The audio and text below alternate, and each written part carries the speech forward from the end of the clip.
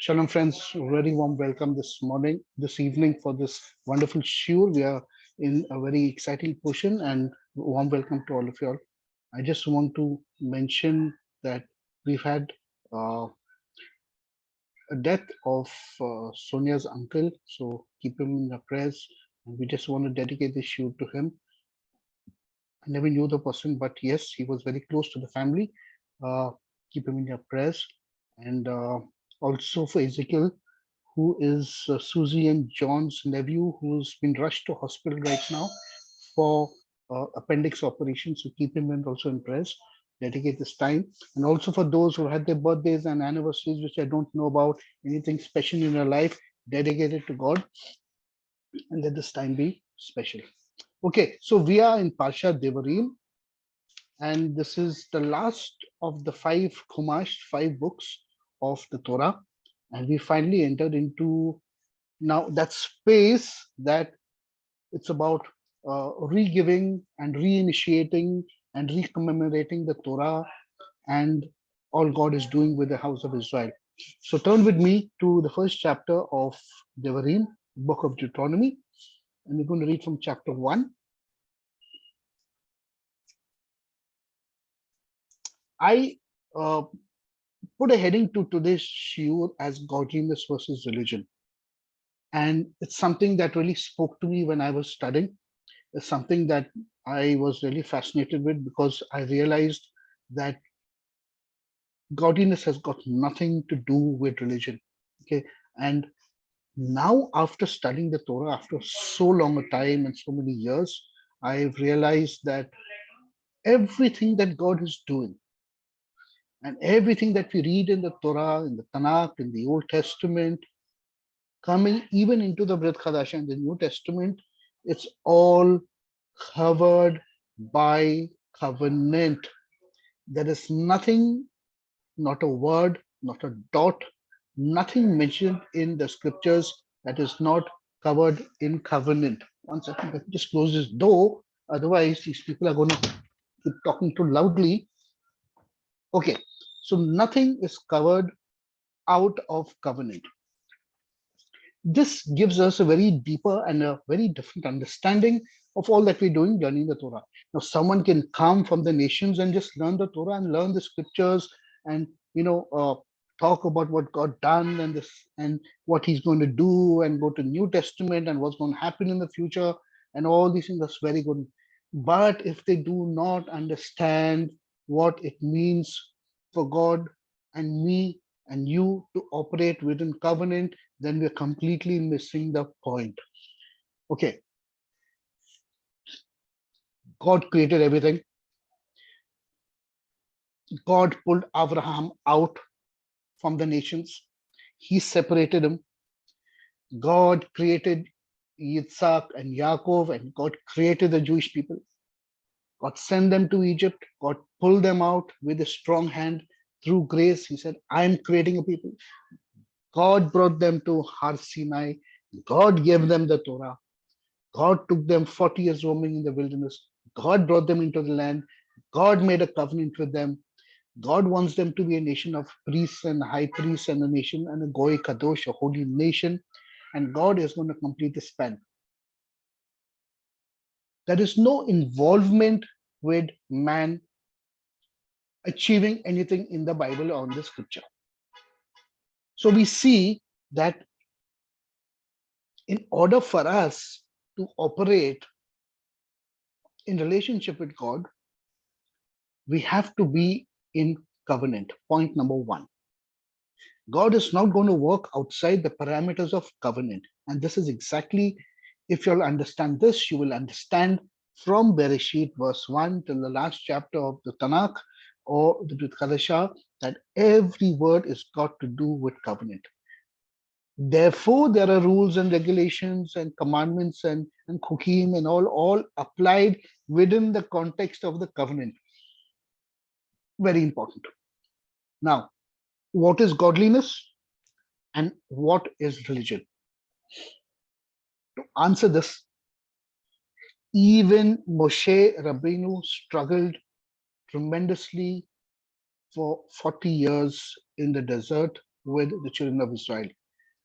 It is by nature of every human being to depend upon religion rather than godliness. And we're going to answer that why. Godliness is intrinsic in its nature. Godliness is something that you operate in a supra rational level, whereas religion is applied. So religion now has come into existence only because of one midot, attribute of a human being. And for this, we need to understand, we need to go right back to the Garden of Eden, go right back to the beginning of all things. Why does man need religion?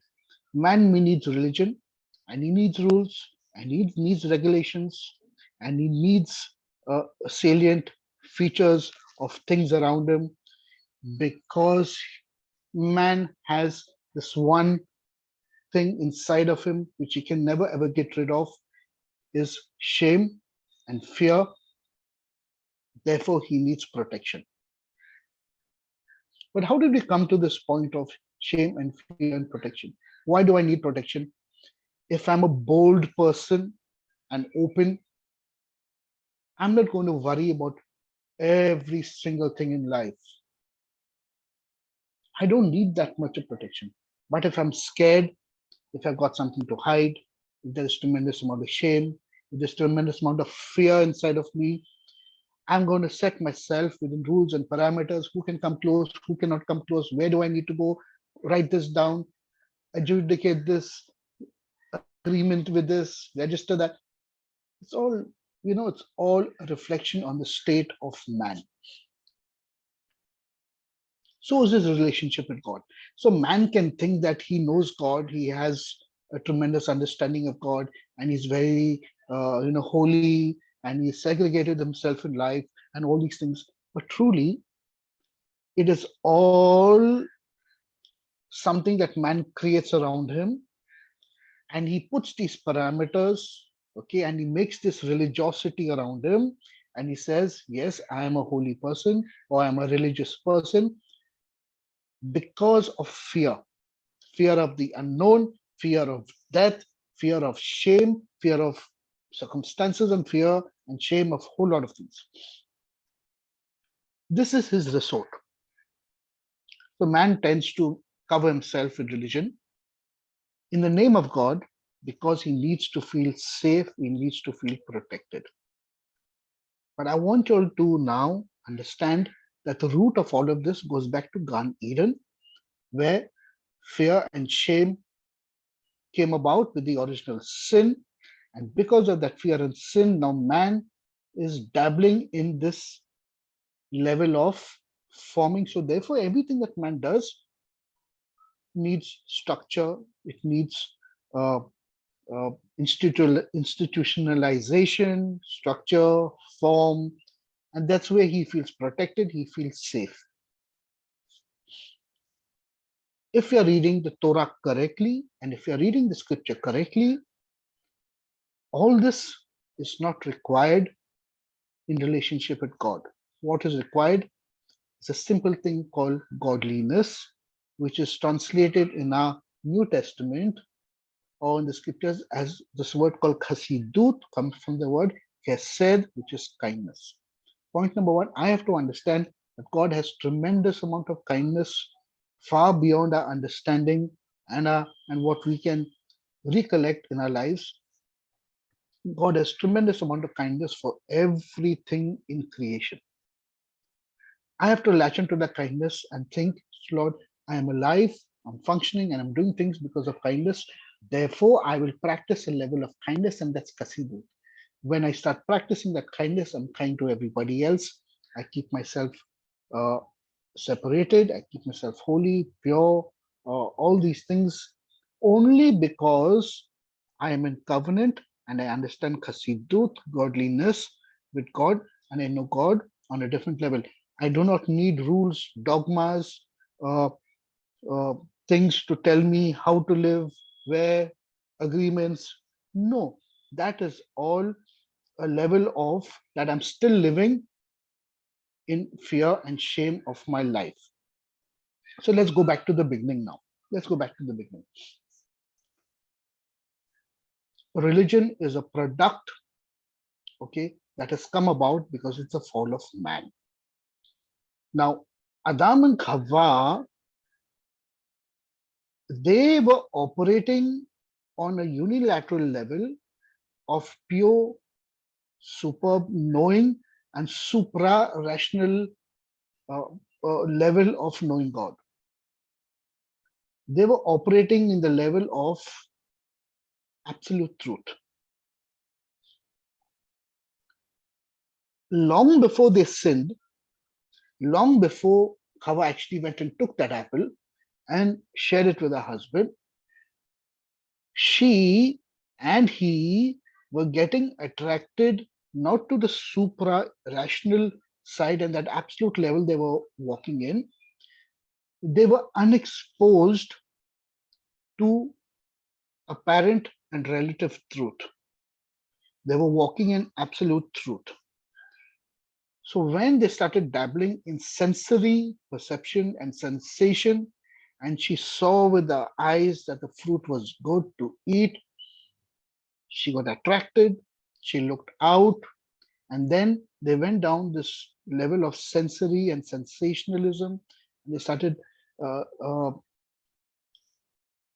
what do you call, they started understanding things about themselves, and because of which now, talking on a different level of Torah, uh, because of which they fell into the state of uh, apparent or relative truth, right? So before this, they had an understanding of good and evil, okay? Because good and evil now is very different from right and wrong. So good and evil belongs to the category of absolute truth. Right and wrong belongs to the level of relative truth, apparent truth. Let's break this down a lot more further. Good and evil is intrinsic in its nature, it's in the heart, it's the status of a human being that whether he is actually good from inside or he's evil from inside. Right and wrong is classified only after an action has occurred or a thought process has already formed to do something which can be classified as right or wrong. So now the level of right and wrong is the level of morality and the level of understanding that ye acha hai, ye bura hai, this is right, that's wrong. What is right for me can be wrong for you. What is wrong for you can be right for me, and all other relative truths that human beings have to dabble in, because now we have fallen to the level of sensation and we're exploring so many facets of our nefesh, and the nefesh is bringing us down to the level of relative truth. Adam and Hawa were not exposed to relative truth. They were living in good and evil. It was the tree of good and evil, not the tree of right and wrong. Okay, so when they ate of the tree of the knowledge of good and evil, they started perceiving things as to right or wrong. So when they found themselves naked, they said, "Oh, what is this have I done? Why am I naked?" A fear crept in them, nakedness and shame crept in them. Okay, and now, henceforth, all of humanity is going to be in this level of this is right and that's wrong and that's wrong and this is right. That's it. Now, to classify and to adjudicate right or wrong, we need rules, laws, uh, you know, texts, constitutions, bylaws, everything to keep humanity in this plethora of right and wrong, because that is judicious in nature. But what is the level of absolute truth of good and evil? You close your eyes and then you can feel you're doing good things or you can do bad things. It's as simple as that, or evil things. The Bible, after the sin, talks about rectification, rectification. Everything God is doing is calling out a people, calling out Abraham, forming a nation of priests, forming Israel, bringing them into the land. They have to be rectified, and through them, the world will understand absolute truth of rectifying everything. So, all that we read in the Torah is under covenant that God is saying, I'm making a covenant for you to understand this entire process of rectification. Forget right or wrong. Why do I say this? Because if Torah is actually dealing with right and wrong and morality, morality is institutionalized religion. I'm going beyond uh, human thought because I'm delving very, very deep into understanding what religion is. Institution religion will tell you what is right and wrong. God only understands Tuma and Tahara, understands rectification, and understands what is good and what is evil. The Torah deals with good and evil and the rectification of it. Okay. Now you will ask me and tell me that, but God gave them the Torah and God asked Moses to appoint judges and and leaders and these things so he can judge the people. Why? Because the people were not able to understand how to operate in absolute truth. So God told Moses, he says, give them rules and regulations and you judge them because they're not going to get it. They're not going to understand. Therefore, teach them and give them these rules and these regulations so they will keep within the parameters and not do evil to one another. This is kindness. So today we have a choice. Do I still operate in morality covered by religion, right? Do I still operate in the level where I'm saying, okay, this is right and that is wrong, and I should not be doing this because this doesn't seem okay or right? No, no, no. If I understand absolute truth and I strive towards absolute truth, I'm going to be little, very, very different from this world system. This is the reason why.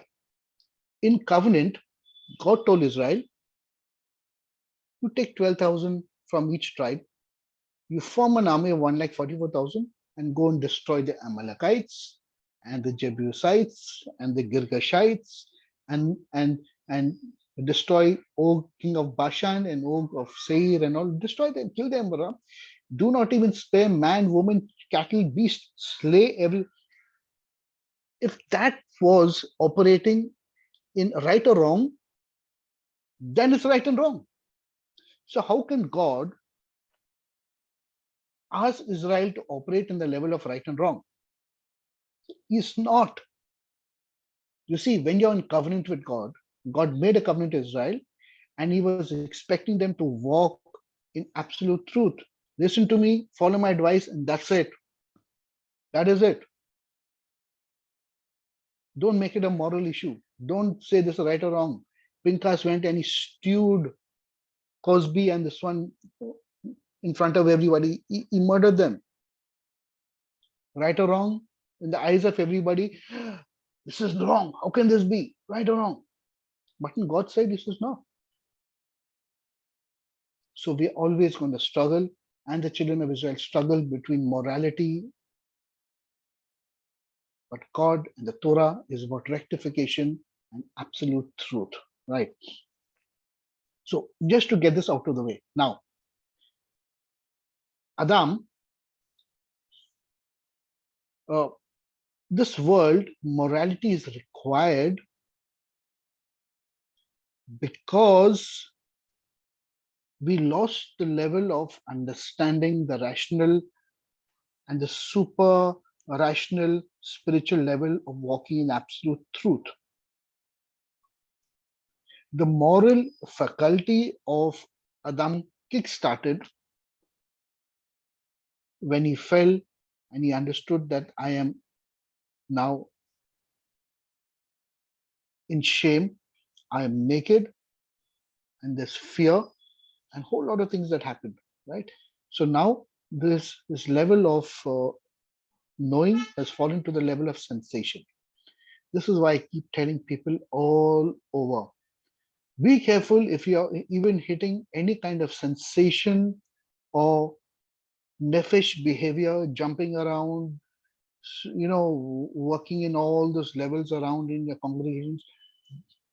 Be very astutely aware. Sensationalism is a killer.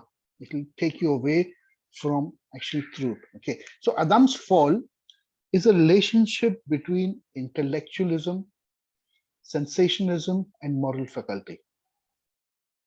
If I have to put it in very simple terms, because of which now, when I am falling into relative truth, I have to protect myself. Therefore, I have to have verbal, non-verbal, okay, agreements with people. I have to have a understanding with people. When a lot of people are together, I have to have protection. Therefore, I have to have laws, bylaws, constitutions, all these things put together. And this is what protects humanity today. A constitution protects the country. Uh, the laws and the bylaws of policing protect the roads, that we are safe, and so many other things, right? Now, since time computing is coming, and internet is coming, we have cyber laws and this laws. This is because humanity is bad. We are operating in the level of morality of right and wrong. The courts and the court system does not judge between good and evil. The court system judges between right and wrong, morality. We need to get out of the system. Easier said than done. But if we understand the Torah from its point of view, of its constitution, how God is dealing, this through covenant, to breathe in covenant, if God says this, that's absolute truth. Okay. Now let's see how Moses is dealing, and he's trying his best to inculcate for 38 years among the children of Israel that, why are you still doing this, right? Huh.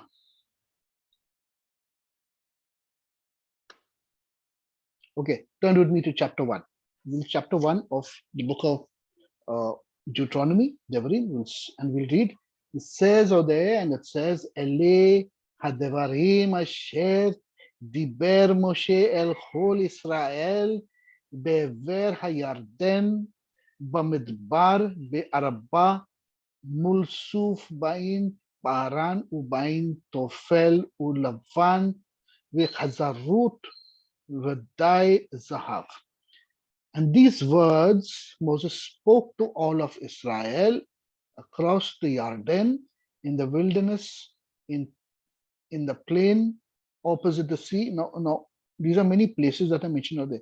So, in other words, Moses is talking to them in all these places they were traversing, across the Jordan, in the wilderness, in the plain, opposite the Sea of Reeds, between Paran and Tophel, and Lavan, and Hazaroth, and Dizahav.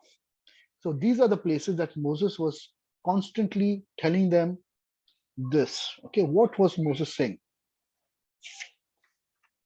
And then it says, 11 days from Horeb by way of Mount Seir to Kadesh Barnea.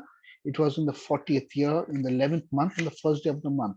In the 40th year, in the 11th month, in the first day of the month, when Moses spoke to the children of Israel, according to everything that the Lord had commanded him to them. So it goes back to the same thing, that the event of Har Sinai that happened 40 years ago now, from this date, the giving of the Torah was in the process of 40 years. It's not that God descended on Har Sinai and spoke the Ten Commandments, and that was giving of the Torah. And then Moses goes up for 40 days, receives the Torah, and comes down and he implements it.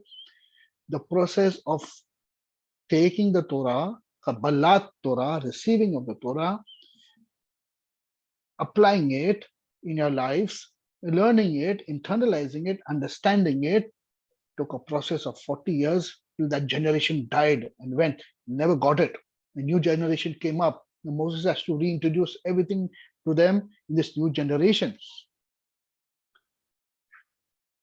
Okay, and then it says, listen to this, it says, after he had smitten Sihon, king of the Amorite, who dwelt in Heshbon, and Og, king of Bashan, who dwelt in Ashtaroth in Edrei.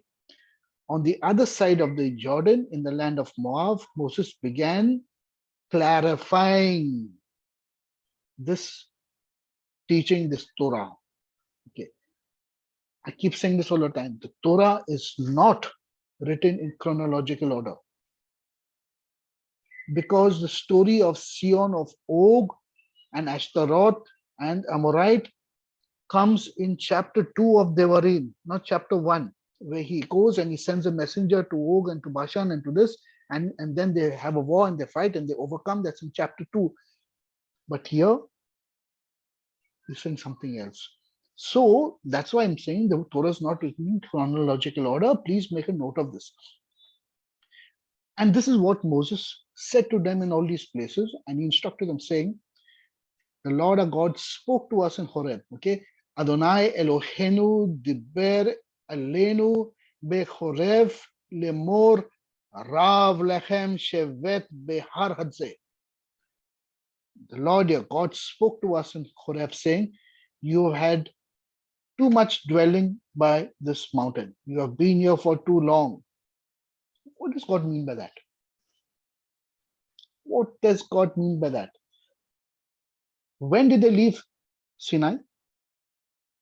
In the third year of coming out of Mitzrayim. There were 2 years at the mountain, and in the third year, finally God says, get up now. Okay, get up, move. You've been too long at this mountain. In other words, God is saying, you have been too long in this place, and now everything that you're doing, you are sliding, you are falling. You're letting yourself go. Gather yourself together and move now, because once you move, you'll be able to practice, because when you're stagnant in your spiritual life or in your life, you're going to fall into trouble. Get up. You've been too long on this mountain. Turn. Okay, it says, Panui. Panui use ulachem ubohu har ha'emori ve'el chol shachanav be'arba bahar ubeshefala ubenegev ubechof hayom eretz hakanani ve'halevanon ad ha-nahar hagadol nahar parar. Panav usea. Turn your face. Panav, remove, extract your face, turn your face from this place and look towards Mount Amorah, to the mountain of Amorites, and go. Okay? Turn yourselves and journey and come to the mountain of the Amorite and to all its neighbors in the plain, in the mountain, and in the lowland, and in the south, and at the seacoast, the land of the Canaanite and the Lebanon, until the great river, the Euphrates. See, I've given you the land before you. Come and take possession of the land that the Lord your God swore to your fathers, to Abraham, Isaac, and Yaakov, to give them the land to the children forever. And I said to you at that time, Moses is saying, I cannot carry you on my own. Okay. Vayomer alechem be'et hahu le'amur lo halavdi se'et etachem. Moses is saying, I cannot carry you alone. The burden is too much. You'll have multiplied as the stars of the heaven. Okay. She says, the Lord your God has increased you, and behold, you are today like the stars of the heavens in abundance. Elohechem harabba etachem והנחם היום בכוכבים השמיים לרוב. You're like the stars of the heavens, he says. God has blessed you so much. And may the Lord your God continue, bless you, add to you 1,000 times yourselves, and bless you as he has spoken of you. How can I alone carry your trouble and your burdens? And he uses the word ekha. The word ekha literally it's a cry of desperation. Oi, ekha. The book of Lamentations is called the book of ekha, to lament, solemnly lament and to weep and to cry. It says, how am I to carry your burden for so long? Now, at this point, we will come to realize something very fascinating. One of the reasons why Moshe never entered into the land is because we're going to read something. I'm going to introduce something to you, which is very important, very, very fascinating. Okay, please hold on with me. I'll explain it to you. Is because Moshe had to be like the Mashiach, he had to be like the savior of them, and it is his sacrifice is laying down the priority of entering into the land that they were able to enter into the land. Okay, so here, what even the sages say. Now, this is very fascinating. Keep in mind, you want to know from where your New Testament theology comes. Okay, I'm going to share something with you all from Sepharia. So just hold on. Let me just find it first. Okay.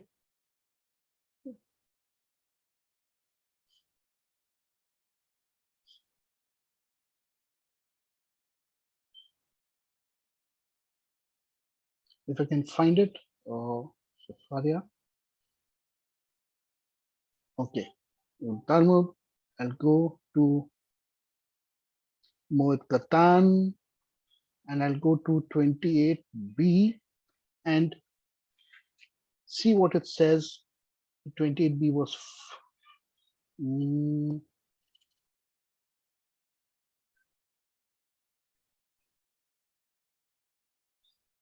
okay.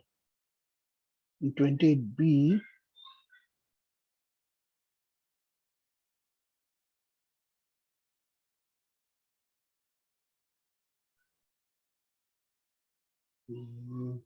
okay, so it says out here in 28b, if I remember, that let me find it. It's too huge. The Talmud is very huge.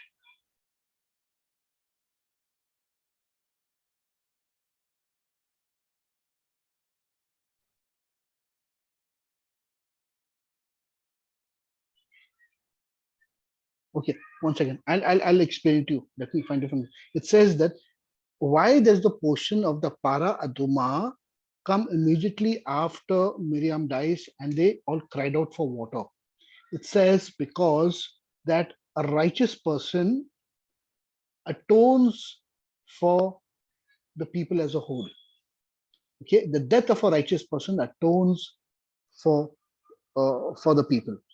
And why does Aaron, just as the garments of Aaron, the Bigdei Kehuna, atone for the sin of Aaron and for the sin of everybody, because Aaron has to go inside and atone for the people. Okay, so too the death of a righteous person atones for the people. It's a tremendous thing in the Talmud. Let me find the exact reference. Okay, I'll send it to you.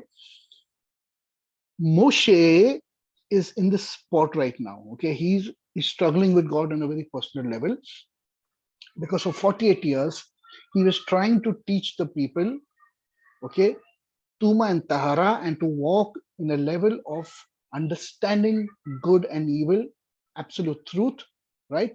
But they were not able to come to that understanding. Therefore, Moses now was dealing with relative truth, right and wrong with them.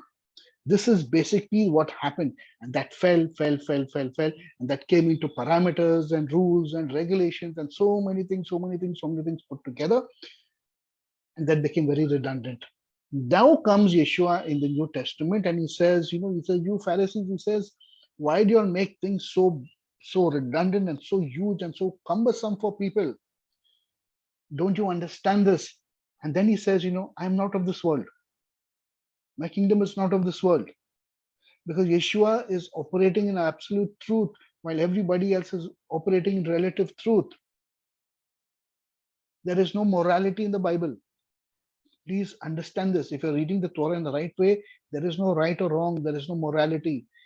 Our goal is to understand absolute truth and walk in absolute truth, because then that's covered by covenant. And whatever you do, God looks at that in a very different way. The process of that is rectification. If you're on rectification, you understand absolute truth and you're walking in that. If you don't, then you have to walk in relative truth of the knowledge of right and wrong. And, you know, it's all relative.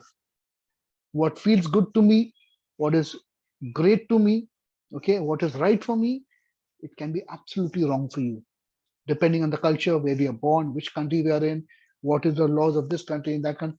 It's all relative, friends. It's a mess. We have to escape out of this. We have to escape out of this. Moses, this is the problem now Moses is feeling. And now he's saying, how can I alone carry your trouble and your burdens anymore? Anymore.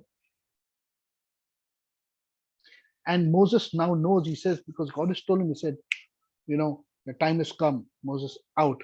In other words, even the death of Moshe Rabbeinu and the death of Aaron and the death of Miriam, in many ways, kind of atoned for the nation of Israel.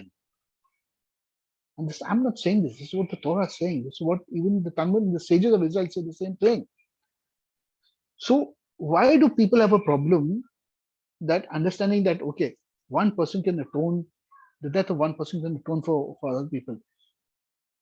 It's Torah, it's biblical. Just for your information. Okay. So Moses now is different from the people. Moses is vaguely different. Because when they look at Moses, they say, Moses, you are so godly. You're walking on absolute truth. We cannot understand you. Therefore, the people always have a problem with Moses. They fight with Moses. They rebel against Moses. Because Moses is walking in absolute truth and understanding good and evil. But these people are operating in right and wrong. Yehoshua is more like the people. Therefore, Yehoshua does not have so much of trouble, but Moses has all the trouble. Moses comes down the mountain, his face is shining like God, and he's like, when they look at Moses, they say, oh God, Moses, you're half God and you're half man. You don't belong to us. You please go back on the mountain. You take the Torah, give it to us in writing, we will follow it. You'll understand.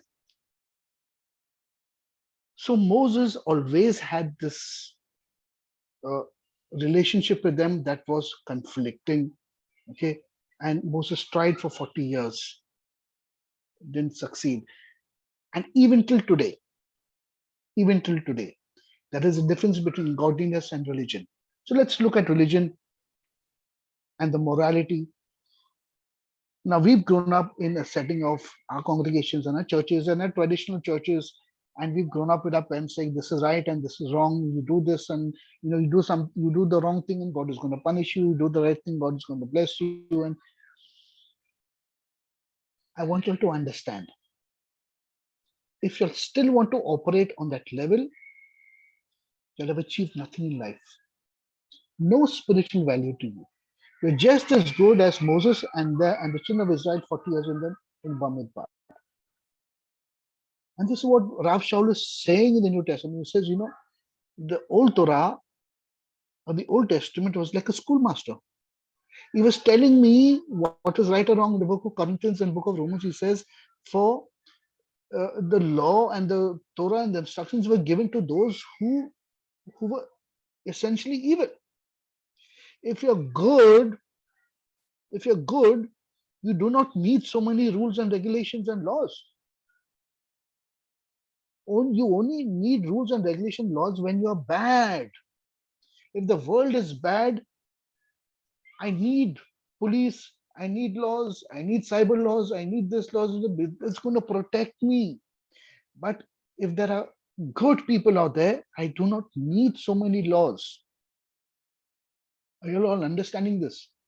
And these laws now give me a sense of protection Therefore, the institutionalized religion gives me protection, because the institutionalized religion tells me, okay, I have to love God like this.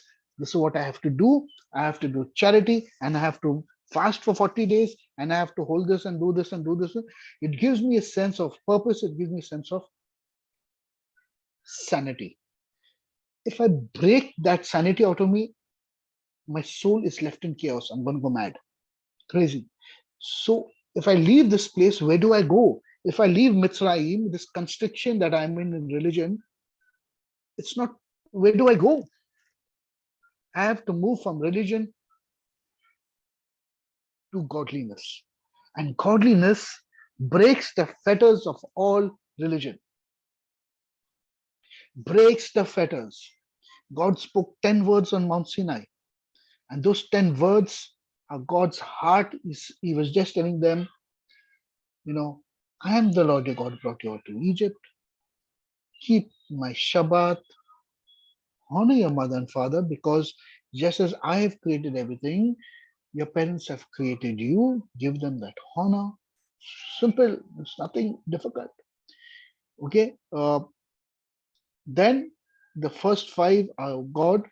The second five are man to man. And why does he do man to man over there? Because he realizes God knows the frailty of man. Do not rob, do not steal, do not covet, do not give false witness. Unbelievable.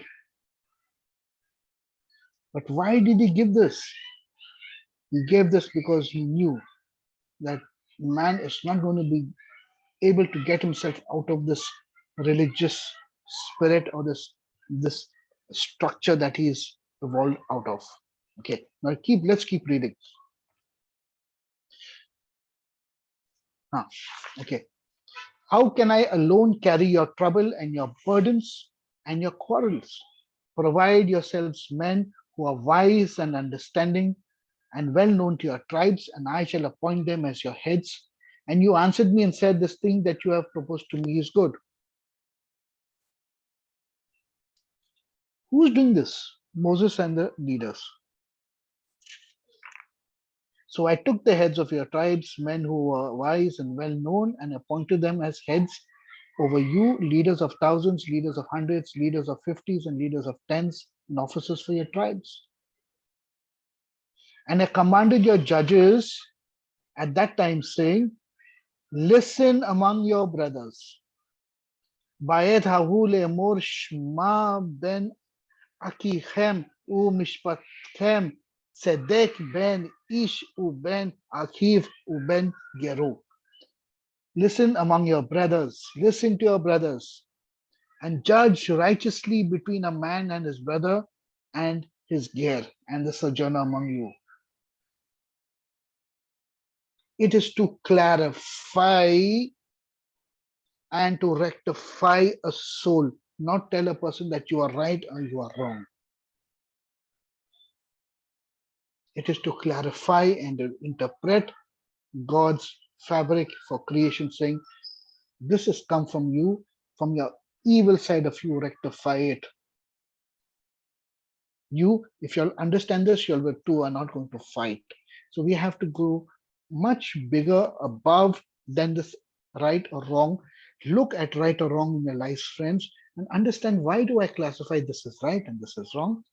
Am I being holy out here? Am I walking in godliness, or am I walking in religiosity? Please reflect on these things. Okay. You shall not show favoritism in judgment, small or great alike. You hear. You shall not fear in the face of man, for the judgment it is unto God. And the matter that is too difficult for you, you shall bring to me, and I shall hear it. I commanded you all at that time all the things that you should do.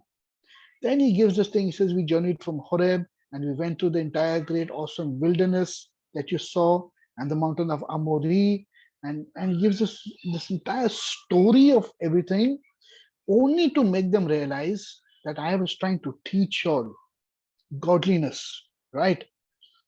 Then it says, when we came, you approached me, all of you, and said, let us send men ahead of us and let them spy out the land. and the sin of the spies. And Moses says, yes, it's good in my eyes. This is where I think Moses messed up, because when they came back, there was a rebellion, okay, and a whole lot of things happened. And then Korah comes in, and he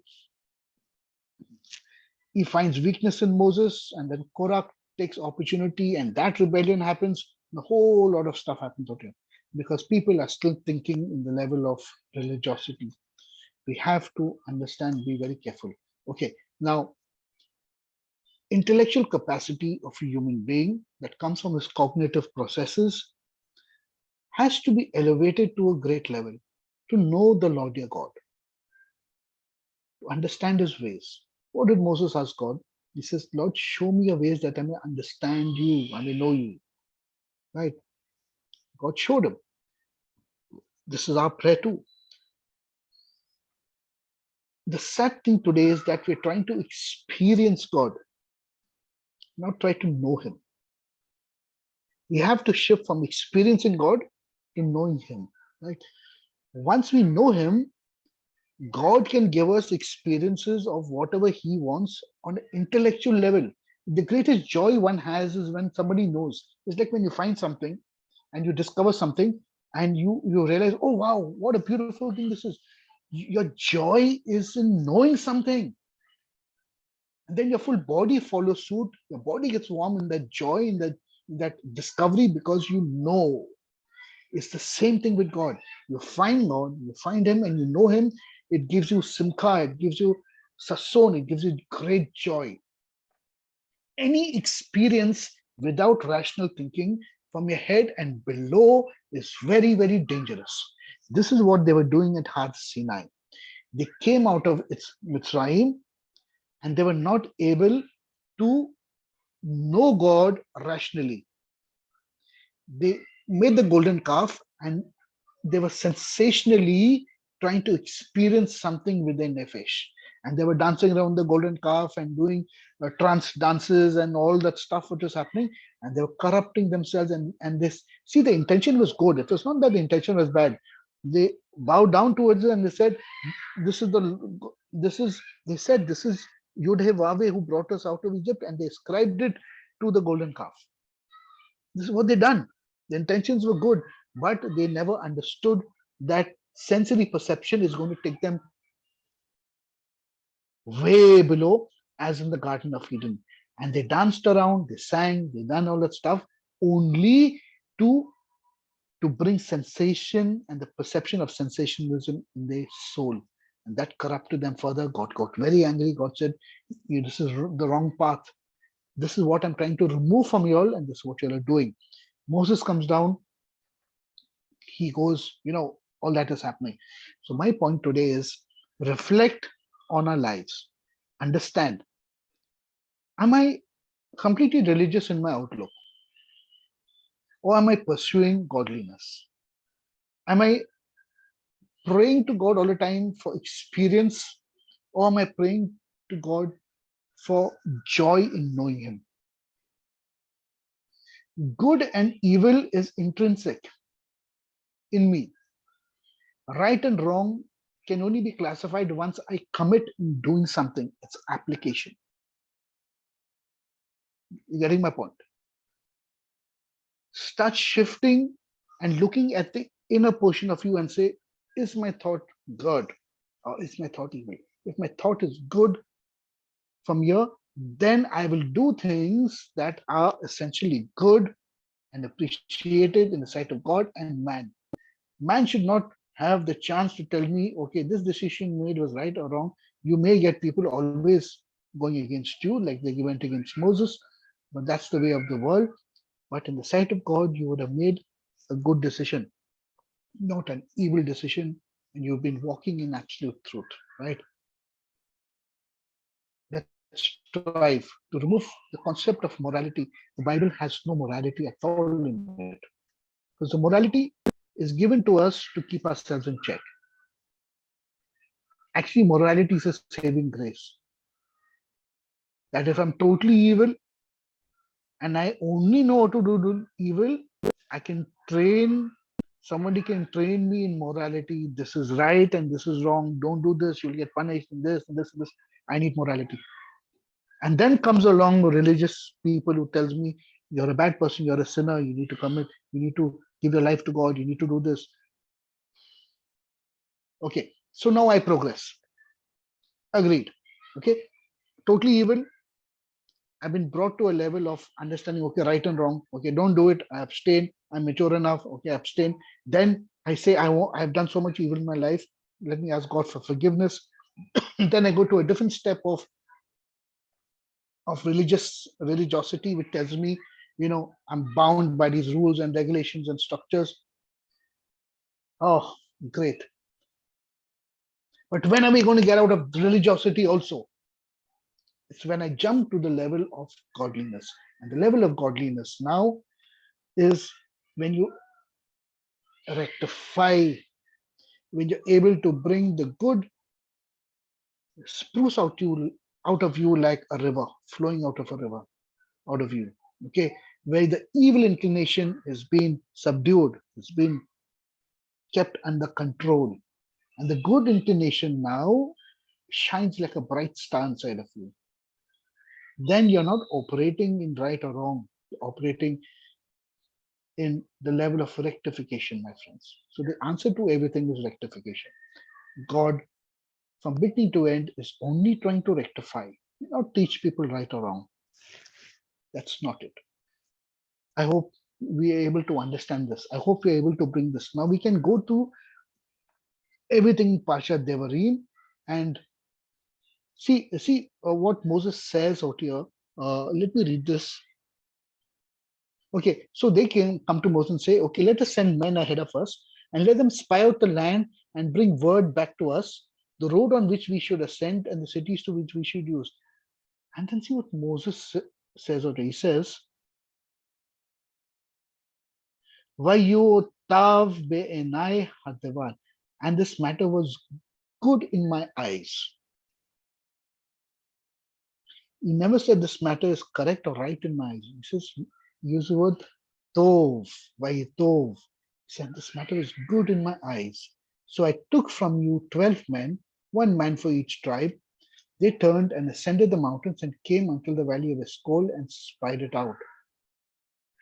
And they brought and they took in their hands from the fruit of the land and brought this down to us. And they brought back the word to us and said, good is the land that the Lord our God gave us. Whole lot of things. So we are dealing with something very different now. Chassidut and godliness is something that it's like a veil that's going to be lifted from your eyes. Man, I always operated in rules, regulations, and right and wrong. But when I'm operating in godliness, it's something else, my friends. I just pray that God opens our eyes, God opens our heart to understand what godliness is. And Chassidut is the way of kindness, the way of learning that I have to subdue the evil, start doing the good, okay, and forget about judging what is right or wrong. Yeshua also told that person who came to him, he says, I'm having a fight with my brother, judge between my brother. You know what Yeshua told him? He says, who has made me a judge between you and your brother? No. Don't come to me to judge between you and your brother. You want me to judge between right and wrong? No. You say, I don't operate in that level completely. So be fixed on this, my friends. May you all be blessed. May you all understand, reflect on these words, and reflect on what Adam lost from the intellectual level, how he lost and came down to the sensational level. And he lost, and then he started tampering with relative truth. Then he completely lost it, friends. Okay, God bless. You'll be with next time. Shalom. And I want to see everybody tomorrow morning for prayers. If you'll do come at 6:45, God bless. Yeah.